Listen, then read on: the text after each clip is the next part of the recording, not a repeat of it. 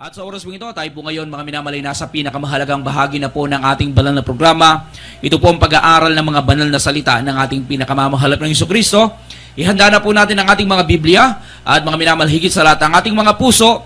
At sa oras po ito, akin po ibinibigay ang buong pagkakataon sa ating beloved ordained preacher, Nilo Miranda. Amen. Hallelujah. Praise the Lord. Hallelujah. Our gracious Heavenly Father, in the name of Jesus, to the leading prayer of our dearly beloved Honorable Pastor Willie Estrada Almeida, we thank you so much, Father, for all the blessing you bestow upon us, O God.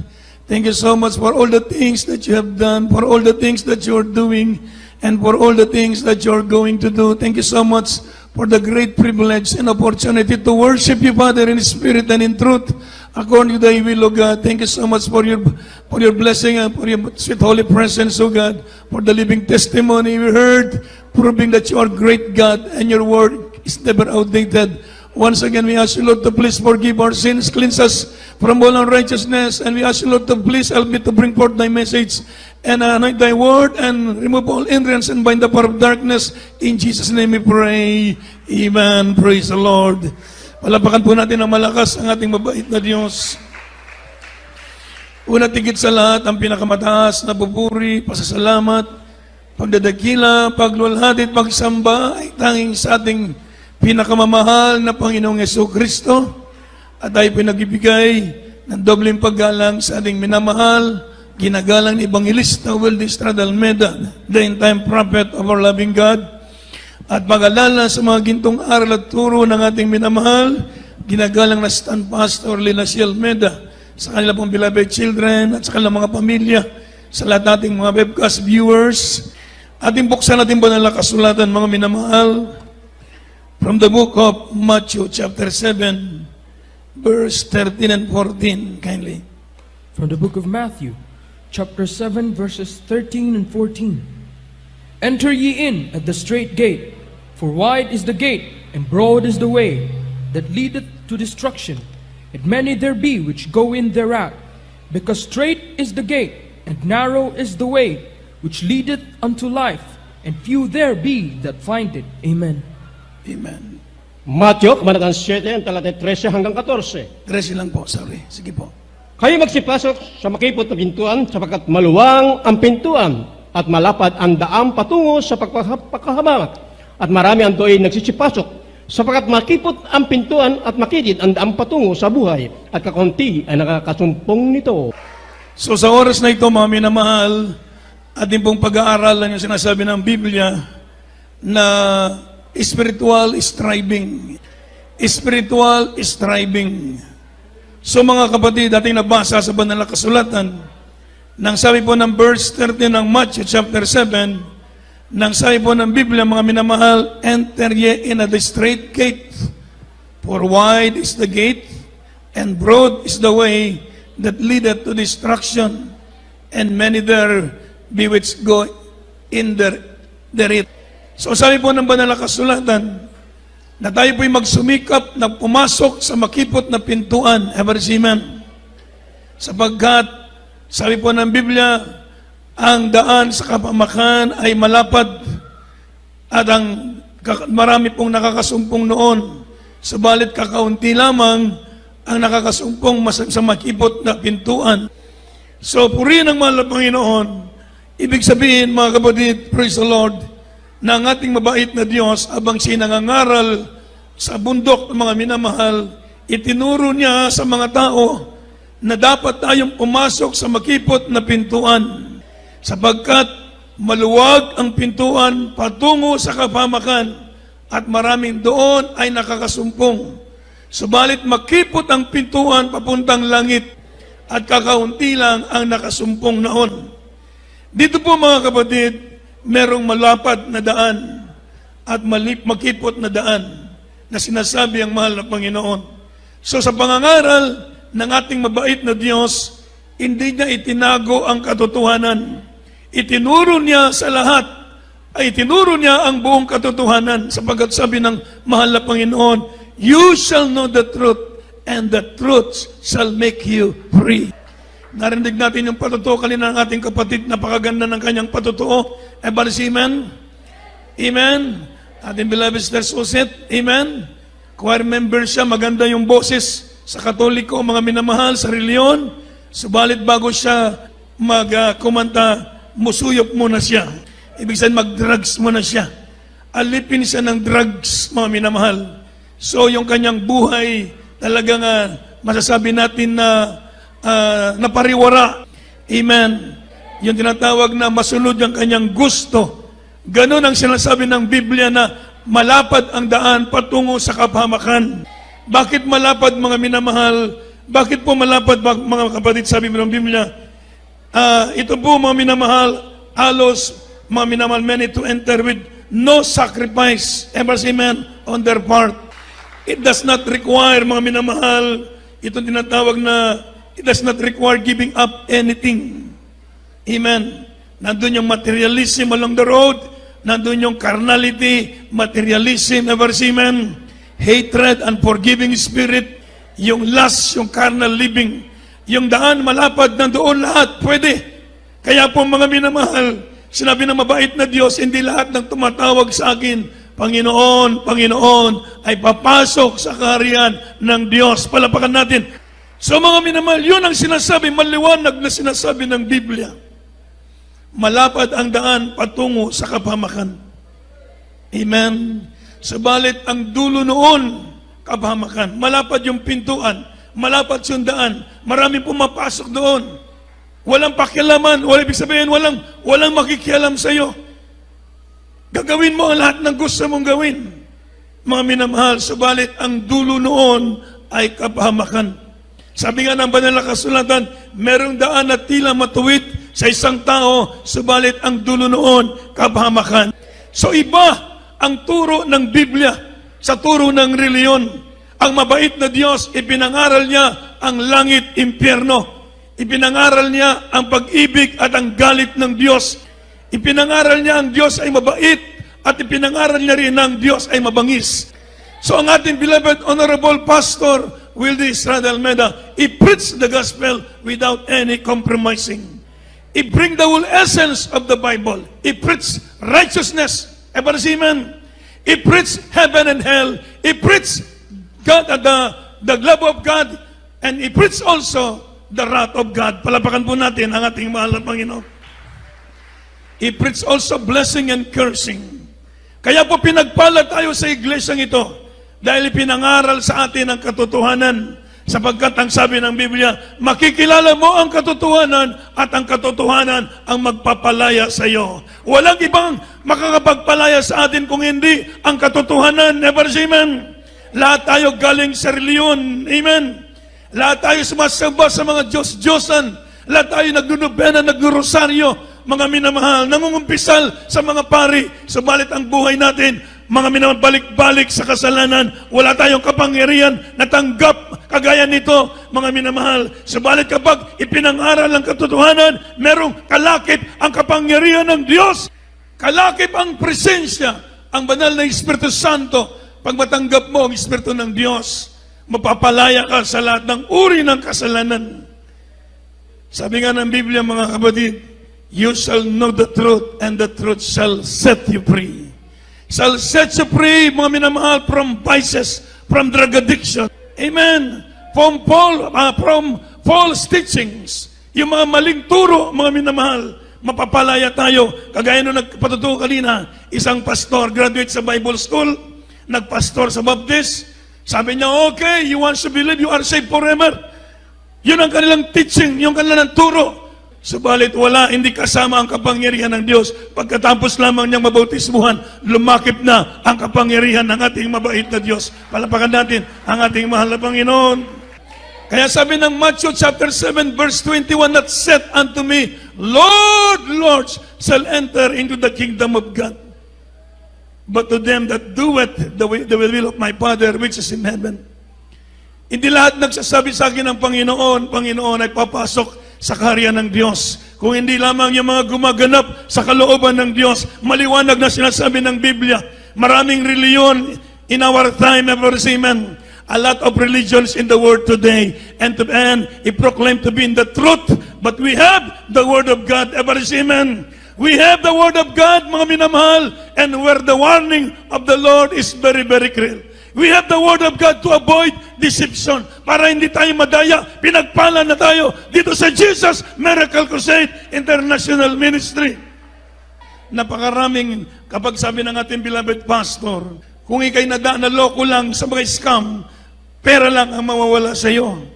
Pero kapag ikay naloko sa espiritual, buong ikaw mismo ang iyong kaluluway itatapon sa impyerno. Kaya ang ating beloved pastor, Will Distrada Almeida, nag-aayuno ng mapakahabang araw, ipinangaral ang ebanghelyo ng buong katapangan, Evarisiman! Nagkursada dito sa Cebu Coliseum, ipinangaral niya ang pagluhod sa mga rebultoy, pagsamba kay Satanas. Evarisiman! Nung araw, lagi kami binabatikos kapag kami mag-preach sa radio. Kapag sinabi namin, ang pagluhod sa rebulto, pagluhod kay Satanas, katakot-takot mga minamahal ng mga komentaryo, mga minamahal. Subalit abang sila nagikinig, sunod ng sunod sa pagkikinig, namulat sila. Totoo pala, ang sabi ng Biblia, palapakan natin ang mahal na Panginoon. Nung araw, hindi natin matanggap yun. Amen. Isang araw, pumasok sa bahay namin yung Iglesia ni Cristo. Nakita sa bahay namin yung rosaryo, gilabtikan ba? Ano tawag sa Tagalog? Sa pinitik. Mga minamahal, galit na galit ako. Malapit ko nang suntukin, mga minamahal. Dahil pinitik niya yung rosaryo namin. Araw-araw ko nakaluhod doon, mga minamahal. Siyempre masasaktan ka dahil hindi mo alam. Amen. Subalit ng mangaral ang ating beloved pastor, Will Distrada Almeida, sabi niya, merong langit, merong impyerno. Yun lamang mga minamahal na kapag bukas sa aking isipan, iniwanan ko ang reliyon, naglingkod sa ating mabait na Diyos. Amen. Dahil nung araw, nag-aral ako sa Dominican School. 4 years, mga minamahal, lagi kaming nasa loob ng simbahan. Lagi kaming nagdudubena, nagrorosaryo. Meron kaming subject na ethics, religion. Major subjects yun. 4 years, mga minamahal. Every day, nandoon yun, mga kapatid. Araw-araw kaming merong ethics. Tinuturuan, mga minamahal. Mga maminal manalangin, mga ribulto, kung sino-sino, mga santong pinag-aralan namin. Walang kabuluhan. Palapakan mo natin na malakas ang ating mahal na Panginoon. Amen. Pagdating ng 4th year, na-convert ako dito sa Jesus Miracle Crusade. Yung aming teacher, yung pari, kasi madre mga sila, madre mga magbabari, nagdebate na kami, mga minamahal. Sabi ko, nabasa ko sa Biblia, thou shalt have no other gods before me, thou shalt not make anything unto thee, any graven image, just to worship, Amen. Thou shalt not bow thyself to them, nor serve them, because I am a jealous God. Sabi niya, tama ang sinabi mo, palapakan natin ang ating mahal na Panginoon. Amen. So spiritual striving sa ating mananampalataya ngayon, pagsikapan natin ang ating paglilingkod na ito, mga kapatid. Ulitin ko po, mga minamahal, spiritual striving, ibig sabihin, strive to enter into the narrow gate.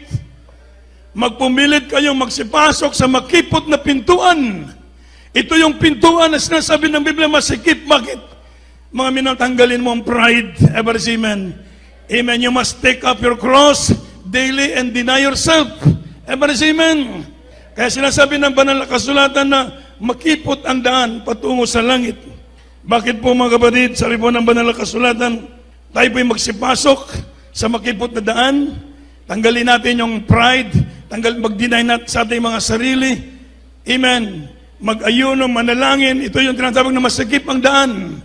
Papunta ang langit, totoo masikip. Bakit? Hindi na tayo mabubuhay para sa ating sarili. Sabi ni Pablo, I am crucified with Christ. Amen. Nevertheless, I live. Amen. And the life which I live to the faith, to the sons of God. Amen. Ang buhay na ikabubuhay ko ngayon, ikabubuhay ko sa pananampalataya sa anak ng Diyos. Amen. Ibig sabihin, hindi na tayo nabubuhay sa ating sarili. Tayo nabubuhay ngayon sa katwiran ng Diyos. Nabubuhay tayo para gawin ang kalooban ng ating mahal na Panginoon. Hindi na masunod yung ating dating buhay. Sabi po ng Biblia, mga minamahal, yung ating buhay, from the book of, kindly open your Bible, from the book of 1 Corinthians, chapter 9, verse 24 to 25. From the book of 1 Corinthians, chapter 9, verses 24 to 25. Know ye not that they which run in a race run all, but one receiveth the prize? So run, that ye may obtain. And every man that striveth for the mastery is temperate in all things. Now they do it to obtain a corruptible crown, but we an incorruptible. Amen. Unang Korinto, Kabanatang 9, ang talata 24 hanggang 25. That he may obtain. Ibig sabihin yung prize, mga minamahal, tinatawag na the incorruptible crown, ever amen. Refers, mga minamahal, to the victory of salvation, ever amen. Amen. And precious a goal of the Christians. So sa ating mananampalataya, ang goal natin, ang buhay na walang hanggan. So sabi ng Biblia, run, ever amen, that he may obtain. Ibig sabihin, mga minamahal, si Apostol Pablo, mga minamahal, sa ipo ng Biblia, na Paul illustrates, mga minamahal, the principle that if we fail to exercise self-control, self-denial, and love in our relationships with others, we ourselves will be disqualified, ever amen. So, ibig sabihin, gawin natin ang lahat ng kalooban ng Diyos para hindi tayo ma-disqualify sa ating takbuhin na inilagay ng Diyos sa harap natin. Magpigil ang bawat isa. Amen. Sabi na Apostol Pablo, I sustain myself. Ibig sabihin, sustain, ibig sabihin, sinusupil niya ang kanyang sarili na huwag siyang magkasala sa harap ng Diyos. Kapag hindi mo susupilin ang sarili mo, hindi naman pwede yung sisimba kang pagkatapos, babalik ka sa kasalanan. Pagdating ng pananambahan, nandito ka na naman. Pagkatapos ng gawain, balik ka na naman sa kasalanan. Hindi po yun ang kailangan na paglilingkod na hiniling ng Diyos sa bawat isa atin. Ever amen. So sabi po ng Bible, I keep myself. Ibig sabihin, iningatan niya ang kanyang sarili. I sustain myself. Sinusupil niya ang kanyang sarili upang huwag siyang magkulang. Ever amen. Ganon din sa ating paglilingkod sa Diyos, mga kapatid. So, pilin natin ang ating sarili, mga kapatid. Kinakailangan tayong maging overcomer. Ever amen. Sapagkat ang sabi ng Biblia, to those who overcomer shall inherit, mga minamahal, the kingdom of God. Only for those overcomer. Para lamang yun sa mga magtatagumpay.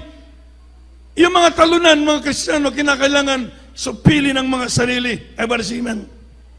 Dahil hindi lahat po, mga kapatid, na gusto nating gawin po pwede. Kaya nga sabi ng spiritual striving, strive to enter into the straight gate. Strive to enter to the narrow gate, for broad and wide is the gate going to destruction. Ever amen. Sa ating paglilingkod, mga kapatid, supilin ang sarili. Ang sabi po ng banal na kasulatan, Philippians chapter 1 verse 27, kindly. Philippians chapter 1 verse 27. Only let your conversation be as it becometh the gospel of Christ, that whether I come and see you, or else be absent, I may hear of your affairs, that ye stand fast in one spirit, with one mind striving together for the faith of the gospel. Amen. Amen.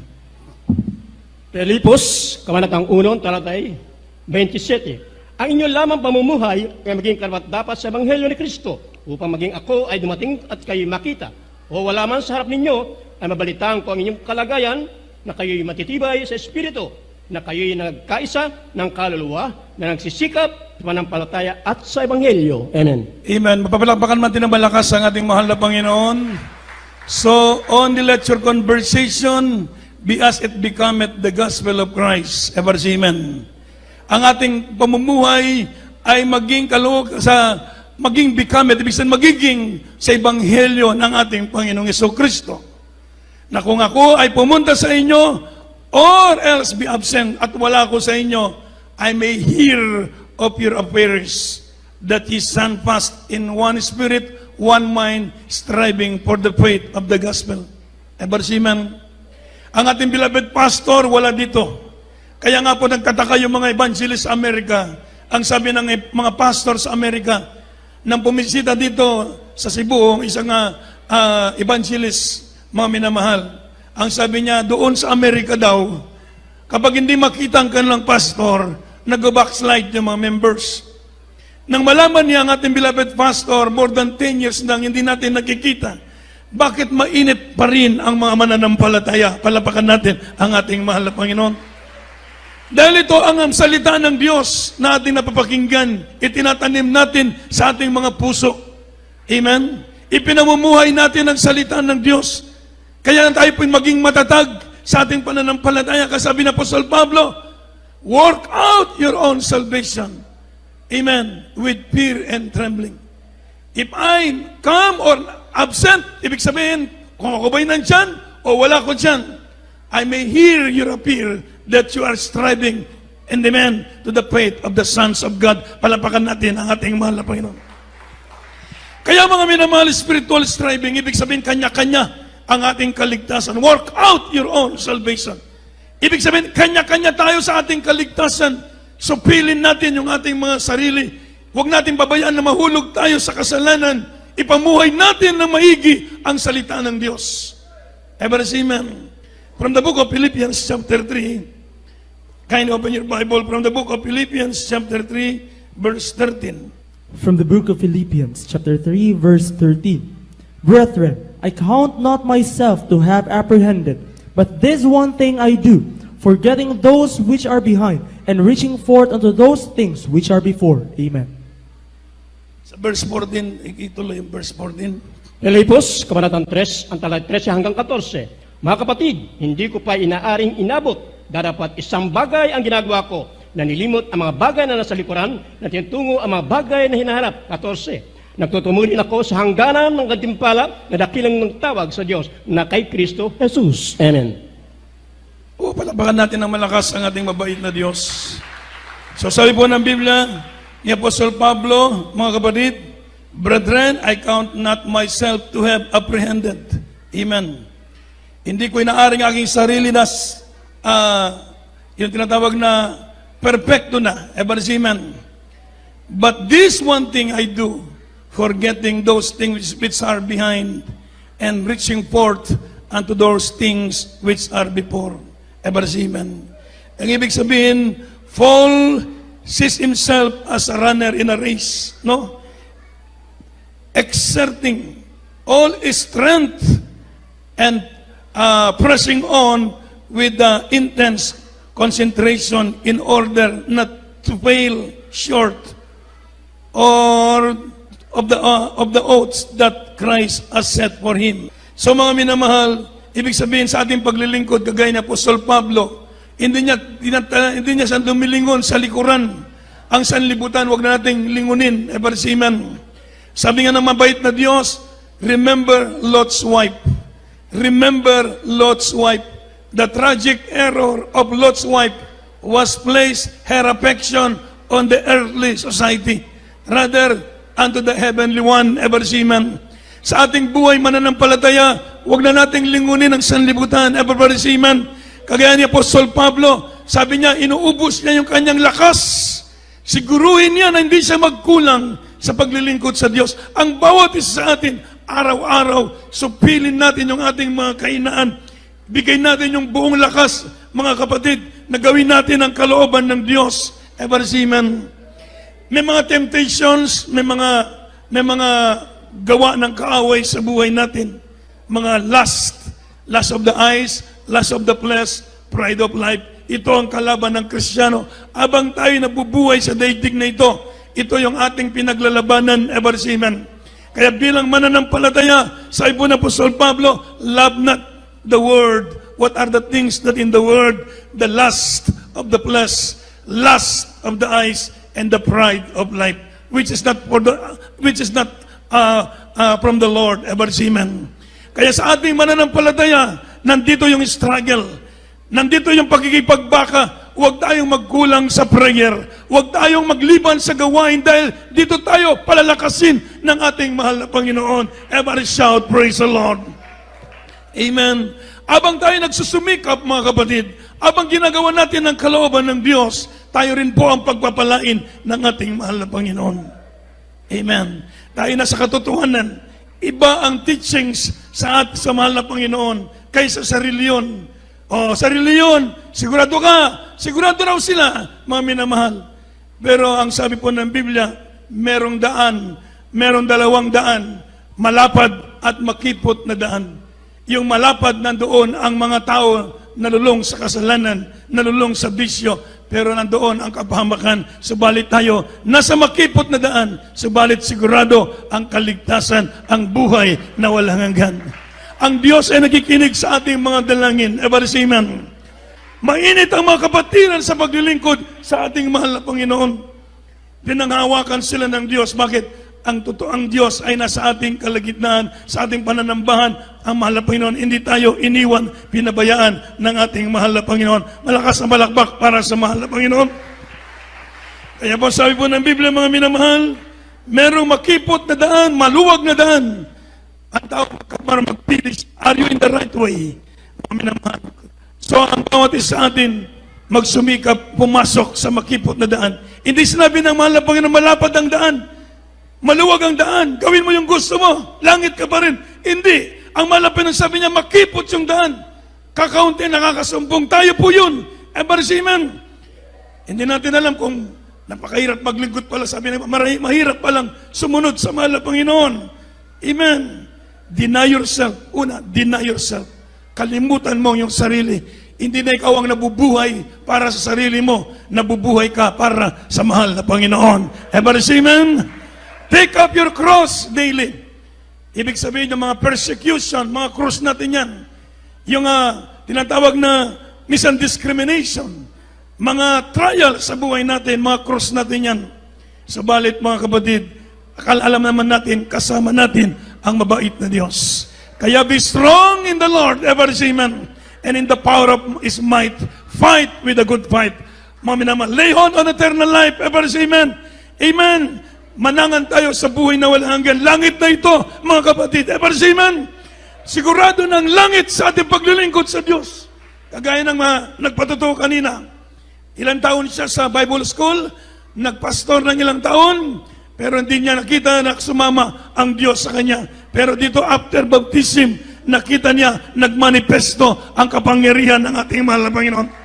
Nagpasting sa diri, lalo siyang pinatatag ng ating mahal na Panginoon. Konbinsido siya, nandito ang totoong gawain ng ating mahal na Panginoon. Habang nangangaral ang ating beloved pastor, ang sabi niya, ito ang katotohanan. Ang sabi niya ngayon, tayong lahat mga members, punta tayo sa Jesus Miracle Crusade. Nandoon ang totoong kaligtasan. Palapakan natin ng malakas ang ating mahal na Panginoon. Walang ibang katotohanan, mga kapatid, kundi ang salita ng Diyos na ipinangaral sa ministeryong ito. Lumakip ang kapangyarihan. Ever see, amen? Doon sa ibang bansa, ating beloved Engineer Stephen, nandun siya sa ibang Trinitarian group sa ibang bansa. Mga minamahal, napanood niya ang Jesus Miracle Crusade. Yung patay, si Brother Arnel Piolino, nasunog na kuryentihan ng 34,500 volts. Ipinanalangin ng beloved pastor, nandun na sa morgue. Sabi ng doktor, patay na ito. Sabi ng doktor mismo sa UDMC Hospital sa Welcome Rotonda, dead on arrival. Sabi ng doktor, patay na ito. Subalit pagkatapos manalangin ng ating beloved pastor, binuhay ng ating mahal na Panginoon. Through telephone lang, palapakan natin ang malakas ang ating mahal na Panginoon. Upang magpatutuo, totoo ang Jesus Miracle Crusade International Ministry. Amen. Si Father Arnel Piolino, para na tong litsyon. Bali pa yung paa. Ubus yung buhok. Mga minamahal, grabe ang sunog sa mukha. Nandun ako sa Manila noon, mga minamahal, dahil walang damit, dahil tinanggal yung damit ng beloved pastor, nandun sa gilid ng mala pastor nilagay sa sala. So nandoon siya nakaupo. Mga minamahal, ako naman po tagbantay ng telepono. So nakita ko siya sunog. Nagmamantika. Parang yung lechon talaga. Tumatagas yung mantika, mga minamahal. Si Dr. Peralta, isa nating kapatid ng doktor sa Baguio City, ang pumunta roon, siyang naglilinis sa kanya, mga minamahal. Mga minamahal, si Brother Arnel Piolino, patay, na kuryentihan ng 34,500 volts, muling binuhay ng mahal na Panginoon. Ang sabi niya, sabi ng mabait na Diyos sa kanya, anak, bumalik ka sa lupa, magpatutuo ka roon, sabihin mo, kayo'y nasa buong katotohanan, ever say amen. Ang inyong pastor, ang aking pinakamamahal na pastor, nalulugod ako sa inyong ginagawa. Ay, paparisay, praise the Lord. Patay na si Brother Arnel Piolino, mga minamahal, binuhay ng Diyos upang magpatutuo na merong Diyos na buhay, mga minamahal. Tamang-tama ang ating paglilingkod, langit ang ating patutunguhan. Palapakan natin ng malakas ang ating mahal na Panginoon. Kaya walang pag-aalinlangan, we are in the truth, ever say amen. Tayo na sa katotohanan, buhay ang Diyos natin pinaglilingkuran. Habang tayo po yung umaawit sa mahal na Panginoon, kung meron po tayo mga bisita, pwede natin silang imbitahin dito sa harap. Tayo muna po umawit sa mahal na Panginoon. Praise the Lord. So proud, my mind is so focused. I see the things you do through me as great things I have done. And now you gently break me, and lovingly you take me. You hold me as my Father and mold me as my Maker. I ask you how many times will you pick me up when I keep on letting you down? And each time I will fall short of your glory. How far will forgiveness abound? Then you answer my child, I love you. For as long as you're seeking my face, you walk in the path of my daily sufficient grace. Hallelujah, hallelujah, hallelujah. The times that make her weak, and I feel a bit discouraged. Hallelujah. Knowing that someone somewhere can do a better job. For who am I to serve you? I know I don't deserve you, and that's the thought that burns in my heart that keeps me hanging on. I ask you how many times will you pick me up when I keep on letting you down? And each time I will fall short of your glory, for your forgiveness and love. And you answer my child, I love you. For as long as you're seeking my face, you walk in the path of my daily sufficient grace. You are sufficient with me,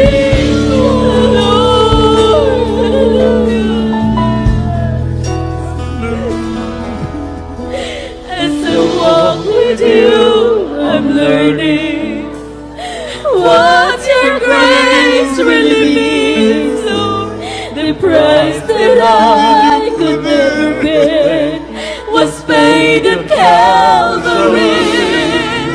So instead of trying to repay you, I'm learning to simply obey you by giving up my life to you for all that you've given to me.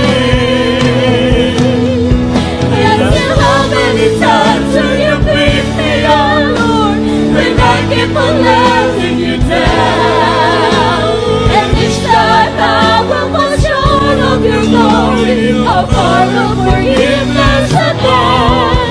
Then you answered my child, I love you. For as long as you're seeking my face, you walk in the path of my daily sufficient grace. Ko ay nadarama sa pagtakbo pang palayo sa'yo. Hindi mabilang ang sakit sa iyong kaloob, pagsuway sa mga utos mo. Ngunit ang datang pagpatawad at lagi mong ibigay na ako ay bumalik at natawa sa iyong ngalan. Praise the Lord, hallelujah. Purihin po ang ating mabait na Diyos, mga minamahal. Praise the Lord. Tanggapin niyo po ang mahal na Panginoon. Merong 4 na reklamento ng kaligtasan. Una, ang tao dapat sumampalataya sa Diyos. Maniwala may Diyos At walang iba kung hindi ang ating Panginoong Jesucristo. Ang pangalawa, ang pagsisisi. Ibig sabihin ng pagsisisi, pagtalikod sa makasalanang buhay, ibigay niyo ang inyong buhay sa paglilingkod sa Diyos. Yan ang pagsisisi. Hindi yung pagikay ng nagsisi at balikan mo na naman, hindi po yun pagsisisi. Ang pangatlo po, yung bautismo sa tubig. Sa pangalan ng mahal na Panginoong Yesus, upang maugasan ang ating kasalanan. Sapagkat ang sabi ng Biblia, except a man be born again in water and spirit, he cannot enter into the kingdom of God. So kinakailangan tayo po mabautismuhan sa tubig sa pangalan ng Panginoong Jesucristo. Ang pang-apat, ang bautismo sa banal na Espiritu Santo ng Diyos. Kailangan natin magkaroon ng Espiritu ng Diyos sapagkat ang sabi ng Biblia, ang taong walang Espiritu ng Diyos ay hindi siya sa Diyos. Amen. Itaas niyo po inyong kamay, mga kapatid. Ibayang inyong kamot, mga minahal. Sunod ka mo sa pag-ampo. Ilitok kini mga pag-ampo, Ginoong Yesus. Salamat, Ginoo, sa imong pagtawag ka nako. Ginoong Yesus, ani ako karon sa imong mga tubangan. Ginadawat ko ikaw nga akong manluluwas. Ginoo, Dios ug hari sa akong kinabuhi. Ginoo, mosulod ka sa akong kasing-kasing ug gimuan nimo kung tinuod mong anak sa kasing-kasing ug sa binuhatan. Luwas ako, Ginoo, uban sa akong pamilya. Sa ngalan mo, Ginoong Yesus. Amen. Palapakan natin ang buot ng Diyos. Mag-pray kami para kaninyo, maigsoon. Langit ng Amahan, salamat po, Diyos, sa mga kalag na midawat kanimo ning adlaw. Ikaw magapanalangin kanila sa unang pag-ampo sa among beloved pastor. Isulat ang ilang ngalan sa libro sa kinabuhi o gimuan silang tinuod mong anak sa kasing-kasing o sa binuhatan sa ngalan mo, Ginoong Yesus. Ay po'y dadako sa ating mga pangangailangan, pananalangin sa ating mga pangangailangan sa oras na ito. Sabi po ng banal na kasulatan, huwag tayong mabahala sa anumang bagay. Ibahayag natin sa Diyos ang ating mga pangangailangan. Tayo po'y magkaisang dumulog sa ating mga pangangailangan. Itaas po natin ating mga kamay at tayo po'y dumalangin sa mahal na Panginoon. Hallelujah. Dakila namin Ama Diyos na makapangyarihan sa lahat ng mga banal. Muli narito kami sa unang dalangin ng aming beloved pastor, O Diyos. Bago pong lahat, patawarin mo kami sa lahat ng aming mga pagkakasala. At muli kiling mo yung pandinig sa aming mga dalangin sa oras na ito. Tunghayan mo kaming lahat, minsan ang pabutin mo ang pangangailangan ng bawat isa sa amin narito, Diyos. Batid mo ang bawat kailangan ng iyong anak, mga problemang inaharap, mga gawa ng kaaway, O Diyos. Ikaw po nakakalam, mahal na Panginoon. Paghawakan mo kami, palakasin mo kami, revive mo kami, O Diyos.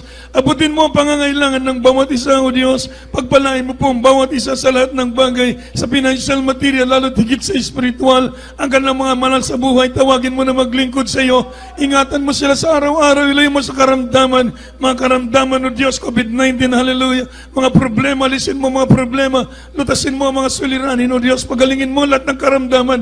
In the mighty name of Jesus, in Jesus' name. Ipatong kamay sa ating ulo, mga minamahal. Sa point of, ipatong natin ating kamay sa ating ulo. Isipin natin ang ating dakilang Diyos, ating mga dalangin sa unang panalangin natin, beloved pastor, na magpagaling sa inyong mga karamdam. Sige po, hallelujah. Dakilang Ama Diyos sa makapangyarihan sa oras na ito. Aming sinasaway ang lahat ng uri ng karamdaman, meron ng kapatiran, mga problema, mga kahinaan, mga pandalupaypay, mga pandalamig, pag-alinlangan. We command you to cast out right now in the name of Jesus. Demoy na mga problema, sakit, karamdaman, mga bisyo, kahinaan, panlulupaypay, cast out, lesbianism, homosexuality, materialism, carnality, evil thought, anger, hatred, cast out right now. Be healed and be blessed. In Jesus' name.